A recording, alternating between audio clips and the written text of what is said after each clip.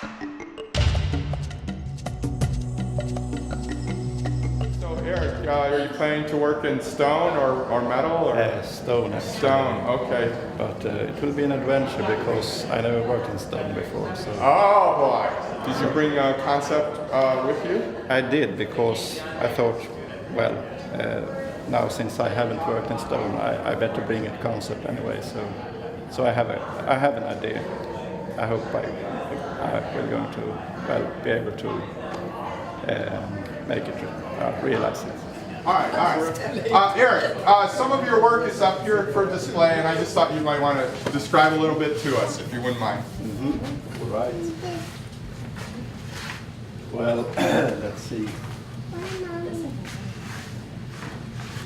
Yeah, here are some sculptures in different materials. I can take a few words about the oldest one. This one.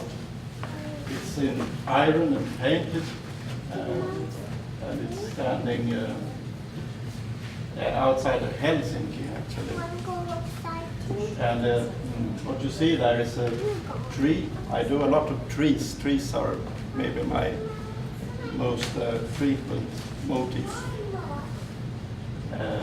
So that is a tree to me, and the roots, you can see the roots around the earth. And this is actually a star. Well, this is maybe a 15-year-old sculpture.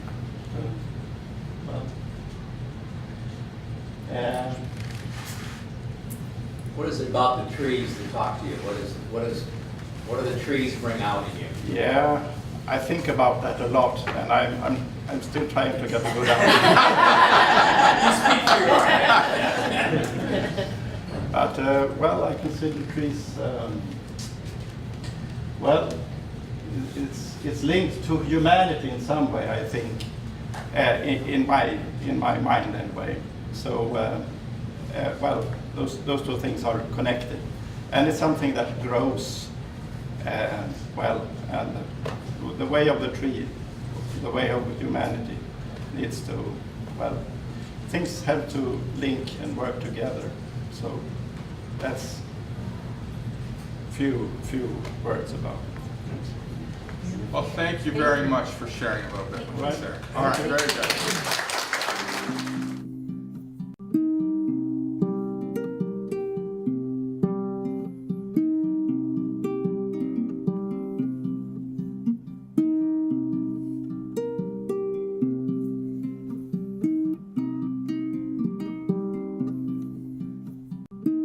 We're here with Erik Wennerstrand from Stockholm, Sweden. Yes. Thank you for visiting us and joining us at the Symposium. Oh, thank you. About perspectives. The piece that you're working on is kind of a universal theme for you, with the tree and the earth, or the Himmel and Jord. Did I pronounce that correctly? Yes, that's good. So it's the sky and the earth, and the humanity that lives in between. It's a message that you leave around the world at different places, and we're happy to have that message here. Thanks. A lot of the work that I saw on your website, it was not only three-dimensional, but suspended, which was something that's totally unique. So your sculptures you may suspend from the ceiling. Why? That is a brilliant kind of presentation. Why did you choose to do a suspended sculpture like that? It just happened. It's well, it's a bit difficult, I think, to explain, but I maybe look upon the theme or the motive as having no real up and down. I see. And in that way, it often feels good to just have it floating in the air. So it's important to see it from 360-degree view. Yes, yes. And how important is the lighting on such a piece that's suspended like that? Because your lighting changes, you're casting shadows. Yes. Is that part of your concept also?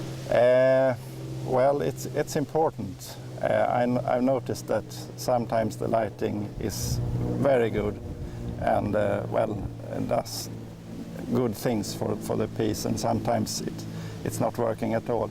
It depends a little of what kind of situation you are in, if they have the good equipment or haven't good equipment. So I try to work it out, and it takes a certain amount of time to get it right. Oh, sure. So- And the viewing is spatial. It's kind of like the space that the piece is in, and then the space that the viewer is in as well.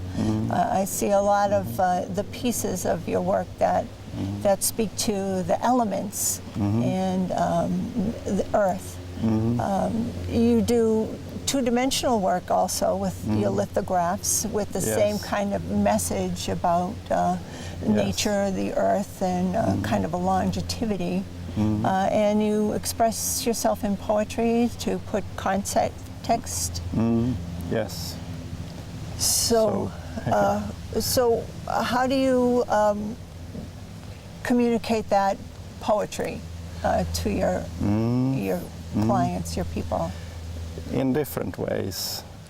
Sometimes it is integrated in an exhibition or an installation in some way, maybe wooden letters on the wall or carved in stone. Oh, okay. And I have had other solutions also. Sometimes just in a book, or sometimes during the exhibition I have a reading session. Oh, nice. So, very nice. yes. So spoken and visual. Yes. That's a very Yes. versatile artist. You've done castings, bronze and aluminum, many of your pieces. The technology that you're learning here, the granite that you're working with, the cutting tools, have you worked in stone before? Or? No, this is first time, and I'm very happy to. I find that I really like working with stone. Oh, no kidding. Yes. So will you continue to explore stonework? Yes, I will. Maybe something a Yes. little softer than granite? Not necessarily. I have nothing to compare with now, and that's good probably, yeah. but I like the resistance in the granite. Very good. So you may take something home with you as well as leave Absolutely. your sculpture behind. Yes. In the design that you're making, the tree and the roots, you have two people representing humanity in there. Yes. Is that a common theme? Why does that resonate with you so much? Well, I've depicted trees been painting trees and make sculptures of trees for maybe 25 years, it's something. It's something that that grows and lives. So therefore, it's a very I don't find the word. Thankful. Sorry. I don't want to get your message wrong, so I don't want to offer any words. I've used it for a long time, but anyway, as I have been developing this motif, it has, in a way, grown inside of me also, so that I nowadays think about it as many things, but for one thing, it's the beauty of life, and that for me that equals humanity in man. That is the same thing All in my mind. Connected, yes. And also while I've been working on it here, the thought came to mind that the tree stands for community. That's maybe another way to putting it, but anyway. I see that in your stylized tree where you have it kind of almost embracing the earth, that it comes down like a shelter or Yes, an umbrella, and it kind of embraces that. Yes, it's like a mother to the children, to the So Mother Nature. to mankind. Yes. Yes. Yeah, very good. In kind of. And rooted in the earth, so it's solid, it's ongoing, it's thousands of years old. Yes, and the roots are a very important part of the motif. In this piece, the roots actually surrounds the sky. Yes. So the roots are, maybe the main motif actually in this piece.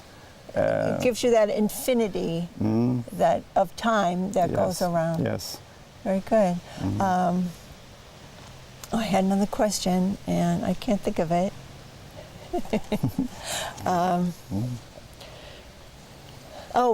Your sculpture gravitation. So again, another element of nature. Yes. And I see that in your lithographs. So I love the fact that your motif that you're making now with the tree and the earth is going to be nestled here in the forest at Andres Institute, among the trees in the forest. Is that one reason why you chose that motif, or is that your message that you're spreading around the world? Maybe it seemed appropriate, but it's also something that I found representative for what I'm doing. So that was maybe the most important thing for me to choose this motif, I think. Very good. So, Very good. oh.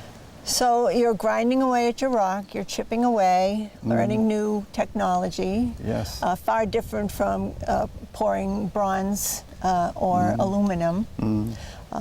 And this certainly won't be suspended from anything. And did you choose the site with where this sculpture will be placed with some care? And what was your thought on choosing that? Yes, I was shown maybe 3 different spots, and I immediately felt for this spot that they showed me for some reason. And I think it's because it has, it's got something of nowhereness in it. Okay. So it felt good in that way. It's a kind of anonymous place actually, and I like that. No obvious landmarks and so. I kind of see that theme in all of your work, very relaxed, very contemplative. Is that really your main focus, is to make a piece that someone can just sit with? Well, yes. Well, I want to grab hold of peace, the notion of peace, and that peace is such an important part of making life, move on in a good direction. So very good. So that's something I think of daily. So how would you say that in your language, that you have delivering a message of peace? Att man förmedlar ett fredsbudskap in Swedish. In Swedish, and it's peace on earth. So your piece not only will speak Swedish when you're done, because it's the signature of the artist, but also it's a universal language, one that you leave behind. How many places have you put your work? In Europe, just in Stockholm, in Sweden? Stockholm, Finland, maybe about 10 places. in Europe. In Europe? Yes. Okay, so it's your first time crossing the ocean to leave a message here? To leave a Plant message, seed? yes. I crossed the ocean before, but never this is the first time in a symposium. Planting a seed, a tree, here among the beautiful trees here in Brookline, New Hampshire. I am so grateful to be able to do that. So you've met a lot of the people here in the States. Is that something you're going to take home with you? Absolutely, yes. I think meeting the people is the most interesting and rewarding thing, actually, apart from working and learning new materials. But that is what I will take with me back. Very good. Seems like a good trade. Erik, thank you so much for your time. I really appreciate your coming out here and sharing your treasure, leaving a little bit of yourself behind. Okay, thank you so much. Peace to you. Peace to you. Thank you. The gentleman, Erik, from Sweden. He's worked mostly in wood. Now he's implementing his wood carvings in granite. A little different.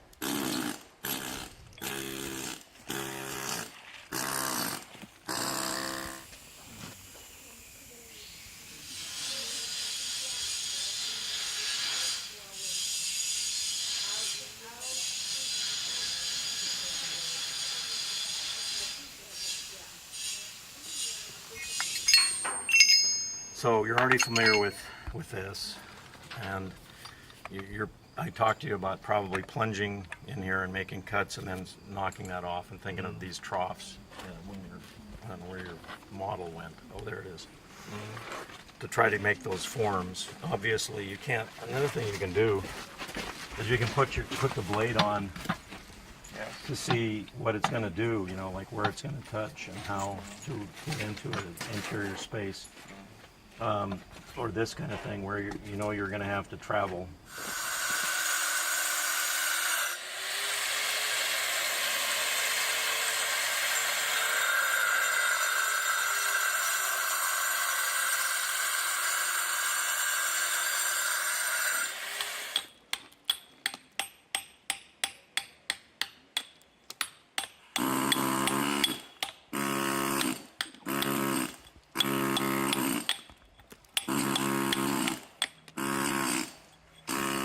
Getting more about how I stand. It's very important. It is very important. 3 weeks from now, at my back.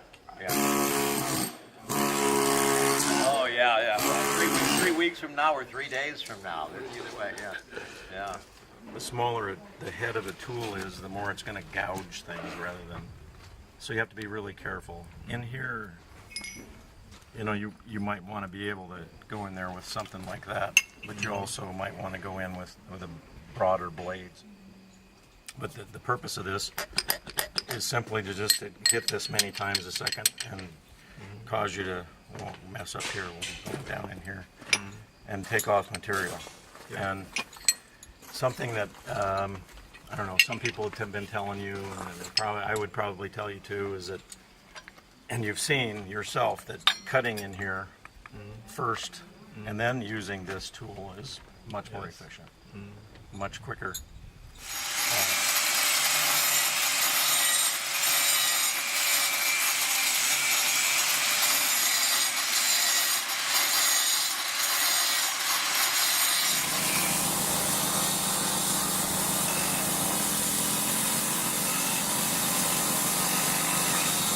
So if you see the contrast of rough stone and this,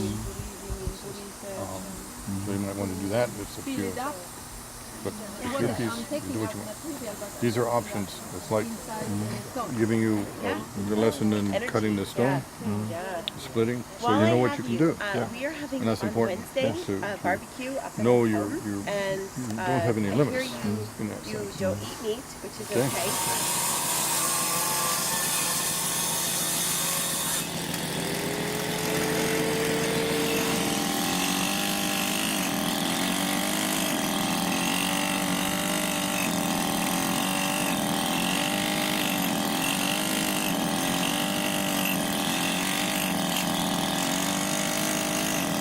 Walking it out there, I thought there was too many on that circle.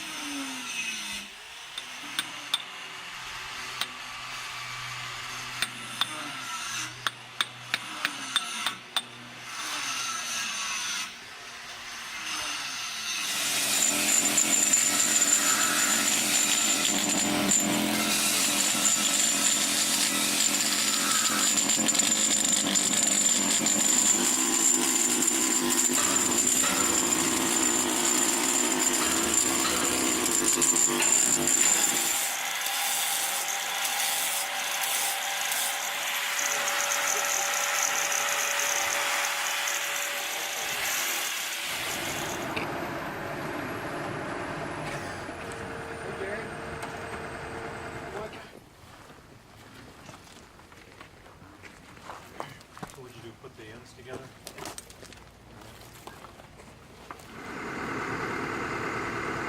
Zero gravity. Yeah. That's what everybody refers to that. This one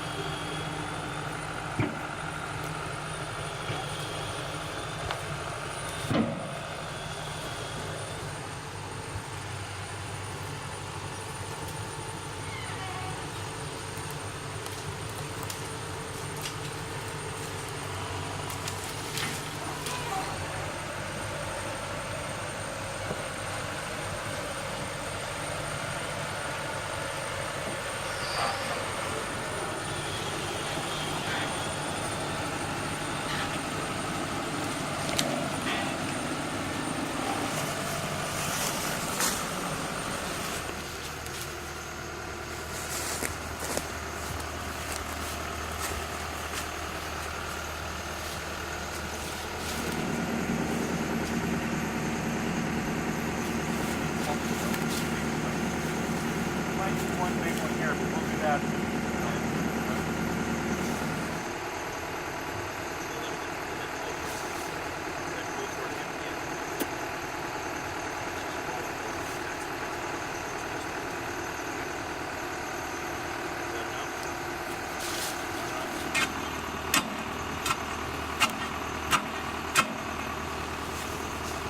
Leave it, and then put the block under there after you get the straps done.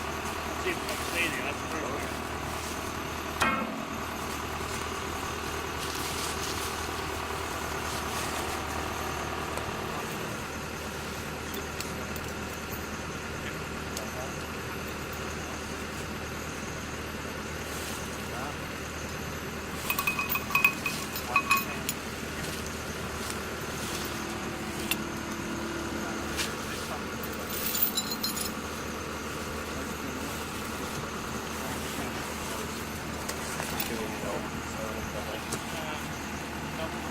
Yep, hold on. Double up here? Yeah, it's right over there on that side of it. Hold on. If you want to adjust it tomorrow, we can. We can do it with bars, and if we can. Left foot back here.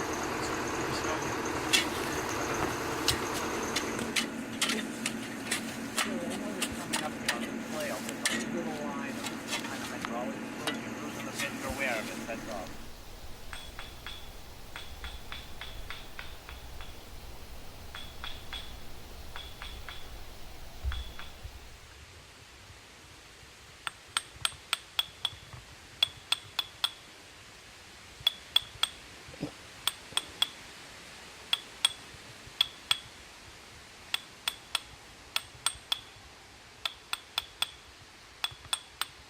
That used to be a big trail before this. Well, just maybe chew up all the stuff. Right, I could remake this, I will, and I will. Yeah, I'm gonna open this up again. Jody's requesting us for the project. Hi, David.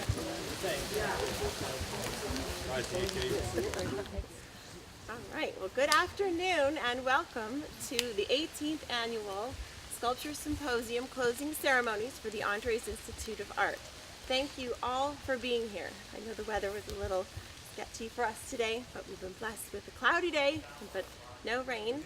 And it is my honor to present Paul Andres to give a little history of the mountain for us. Well, that was fast pass off. Lateral. Yeah. All right.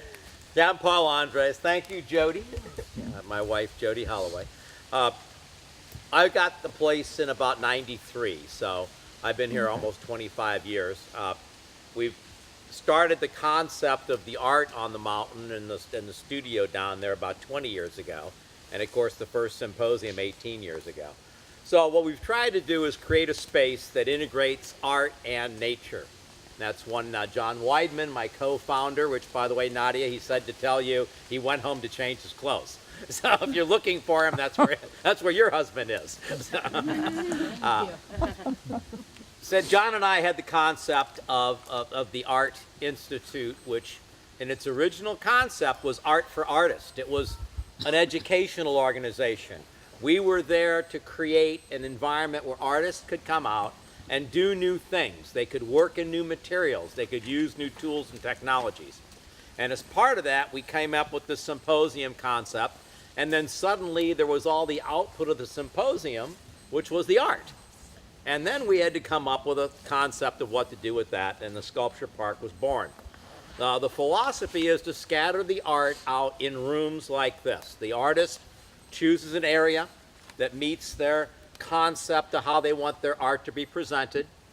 We open it up along with them and taking out trees, and then connect it with paths to the other art. And hopefully the concept would be that you find a work of art, and when you're standing at one work of art, you look around and you go, oh, there's another one over there. And you walk to that one, and the next one, and the next one. So it continues to draw you forward and into the artwork. Thank you folks all for coming, and we hope that if you haven't gone out and seen all the art on the property, you'll spend a few hikes and do that. We are open 365 days a year, dawn to dusk, no charge admission.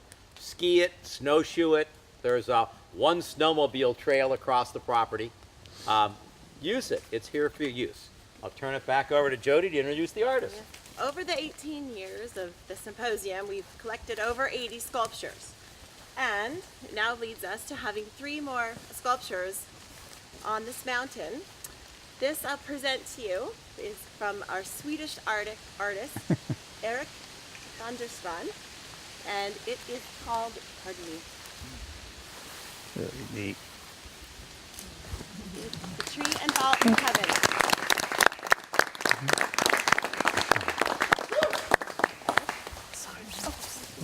Don't fall. Closer, stand with your sculpture, people. All right. The Swedish title of this sculpture is Träd och himlavalv.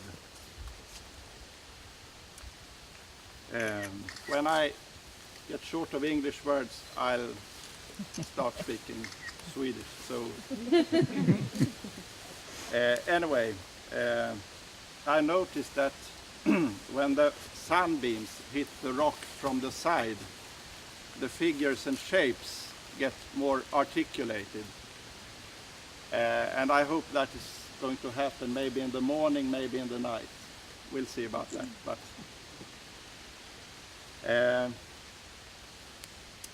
the reason for making this sculpture was that I wanted to meditate on an idea or a thought in which the tree, heaven, that is light, human beings, and the root participate.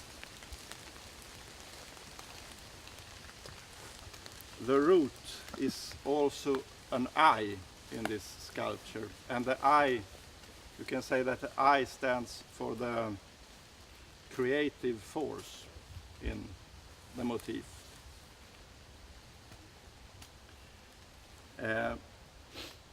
The eye or the root also extends and creates an arc which enclose the heaven or light. And the human beings in the sculpture can be regarded as guardians of the light.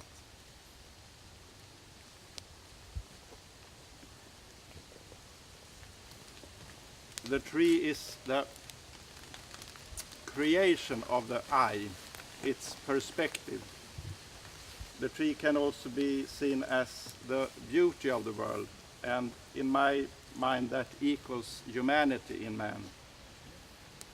A thought came to mind while I was working on the stone, that another word for this that the tree represents is community. This quality, or this something that we all share and carry together.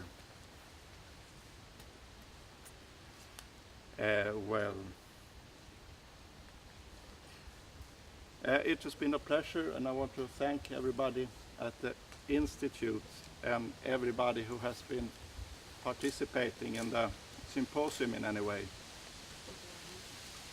I'm very grateful for being invited to take part in it. I just wanted to say that the days have been filled with work and joy and kindness, and that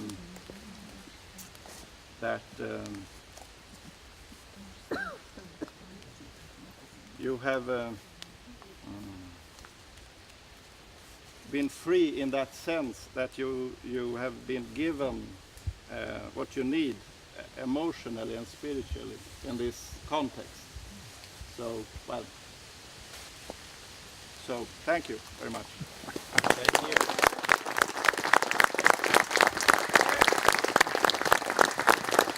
We are very grateful for you who've been here as an artist with us and to receive your piece. And on behalf of the Andres Institute, I express our gratitude for this grateful gift that you left for us on the mountain. We promise to take care of it and to share it with the community forevermore.